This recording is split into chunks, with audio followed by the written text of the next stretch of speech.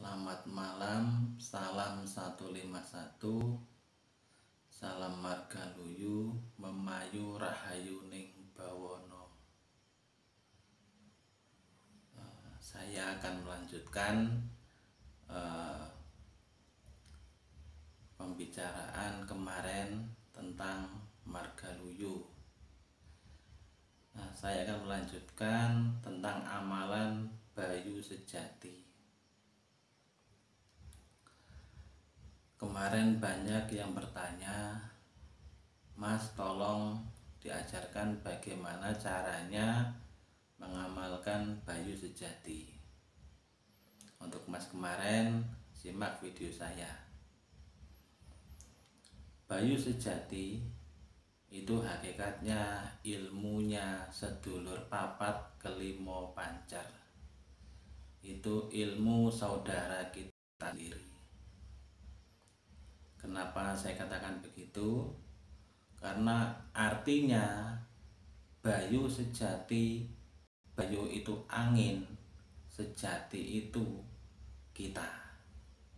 Jadi maknanya bayu sejati itu roh kita. Jadi kalau kita mengamalkan ilmu sejati, kok kita tidak puasa, itu mustahil ilmu kita bisa dipakai. Jadi untuk emas kemarin di Kalimantan, simak video saya sampai selesai agar tidak terjadi salah paham.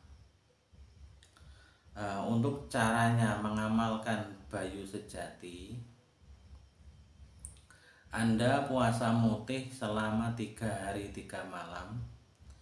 Itu yang dimakan hanya nasi putih dan air putih saja. Itu tidak boleh ditambah apa-apa, hanya itu. Dan cara penggunaannya, cara mengamalkan bayu sejati, Anda puasa 3 hari 3 malam mutih, tepat pada malam harinya jam 12:27 Anda duduk di luar, yang di atasnya tidak ada naungan. Jadi di alam bebas, langsung dinaungi oleh bintang-bintang dan rembulan. Nah, pada amalan itu Anda baca bayu sejati 41 kali. Itu pengamalannya. Dengan cara riyadhahnya, Anda tawasul kepada Kanjeng Sultan Agung Hanyokrokusumo. Tapi jangan meninggalkan guru besar yang pertama, yaitu Kiai Eyang Andah Dinata. Caranya begini: ila hadratin nabiyina Muhammadin sallallahu alaihi wasallam wa ala alihi wa sahbihi wa ahli baitil kiram. Fatihah. Anda baca Al-Fatihah. Wa ila hadrati jami'il malaikatil muqarrabin wa li jami'il malaikatil wa khusus malaikat rohaniyah. Al-Fatihah. Wa ila hadrati ruhi Kiai Eyang Andah Dinata. Fatihah. Wa ila hadrati Kanjeng Sultan Agung Hanyokrokusumo. Fatihah. Wa ila hadrati Eyang Effendi.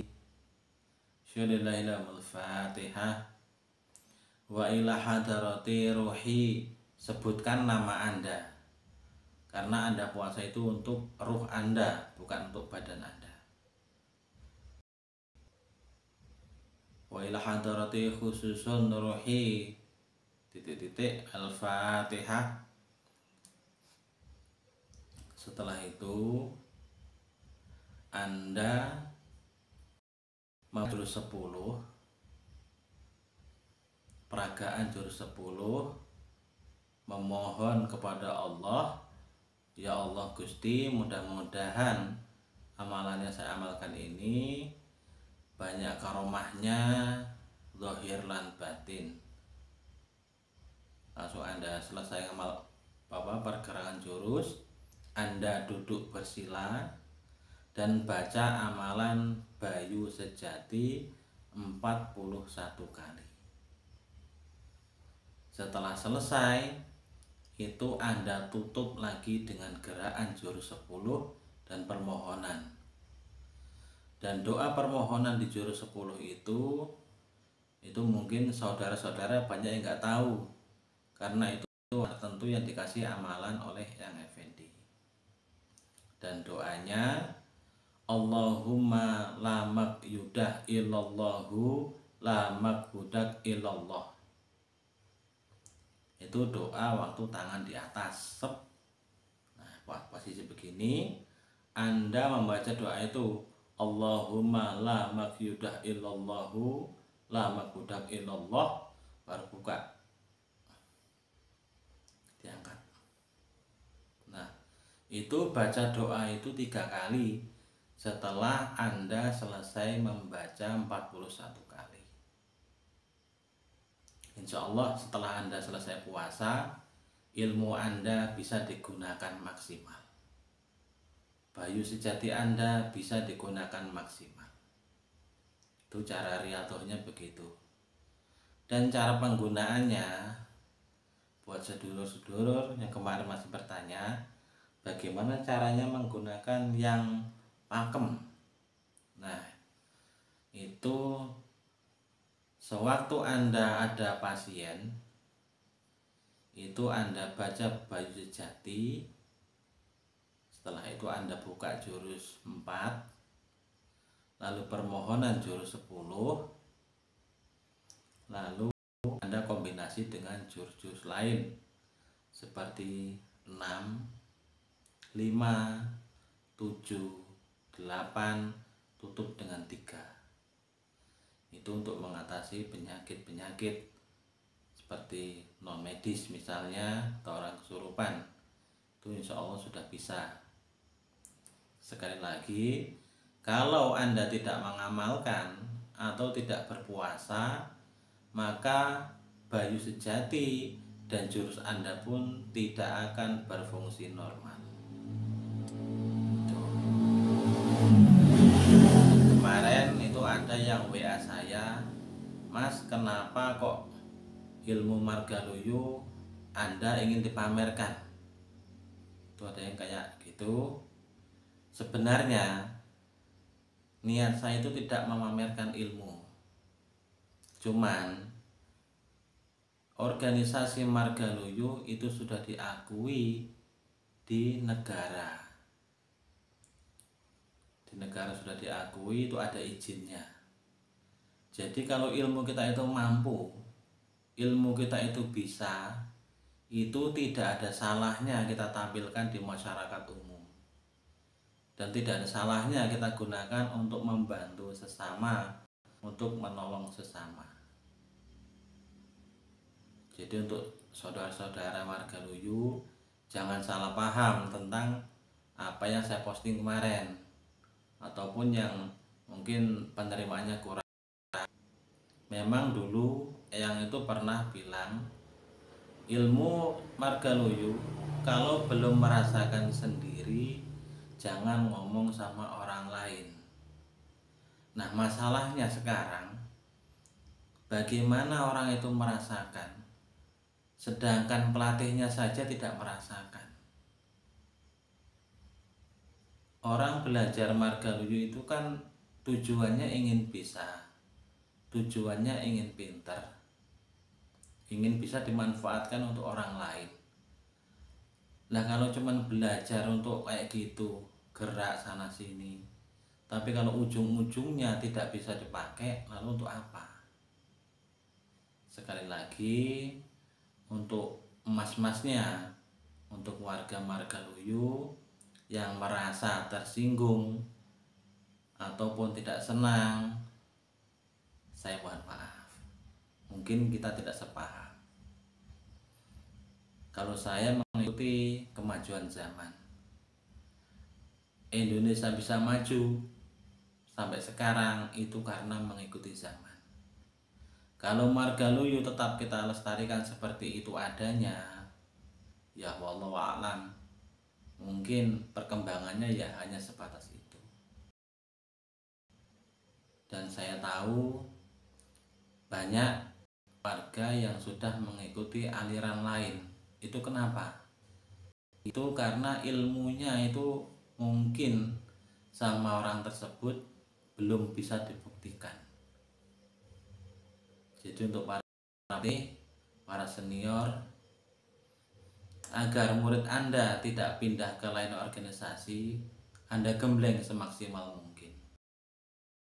Jadi untuk para pelatih, para senior, para guru, Anda harus di depan.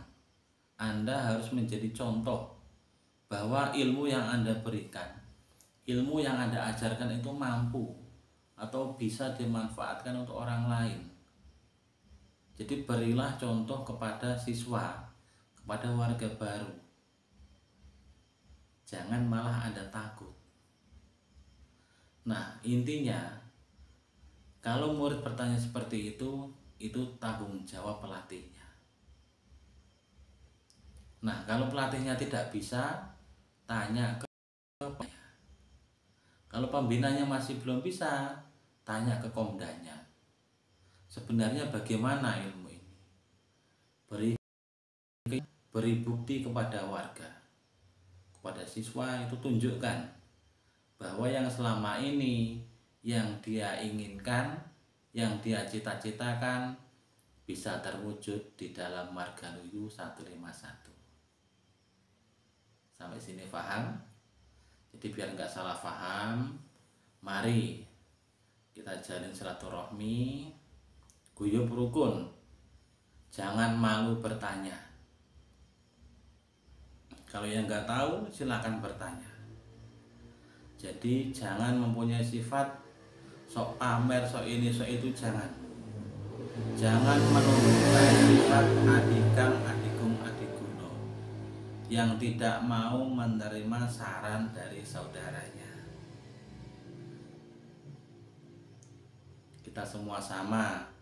Dulu kita latihannya sama, jurusnya sama, pedoman sucinya sama, gurunya sama. Tapi kenapa kok cara didiknya tidak sama? Dan kenapa cara penggunaan tidak sama? Mari kita bangun. Kalau ingin Margaluyu maju, ingin Margaluyu berkembang, mari kita mengikuti kemajuan zaman. Jangan seenaknya sendiri. Jangan takut dengan orang lain. Jangan merasa membanggakan diri sendiri, jangan. Ada masukan dari saudara, dari sedulur, dari warga, terima.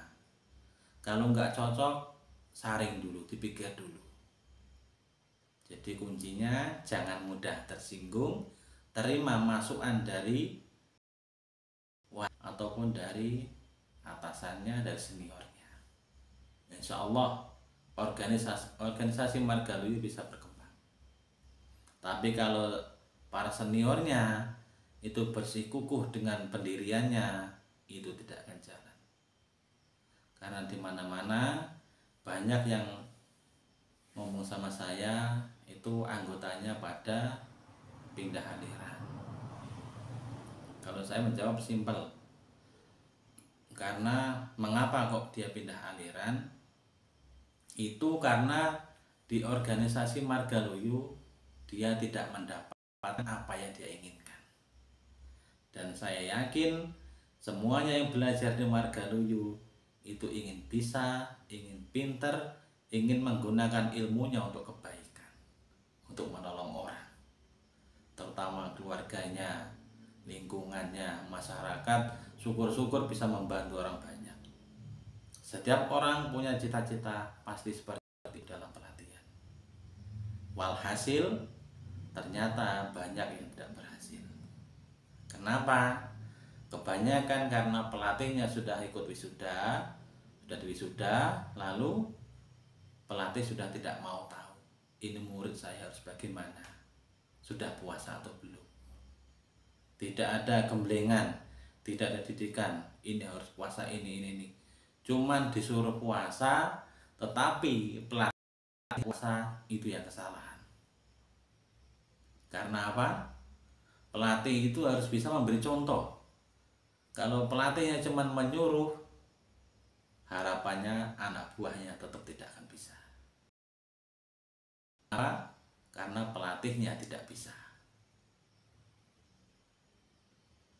Sampai di sini paham kan? Mudah-mudahan ini tidak menjadi salah paham antara kita semua warga Margaluyu yang tidak mau menerima saran. Mudah-mudahan sadar. Semuanya kita sama, satu organisasi, satu guru, satu naungan. Margaluyu Memayu Rahayu Ning Bono. Tunjukkan falsafah Margaluyu. Surodi Rajaya Ningrat Lebur Dening Pangastuti. Buktikan itu.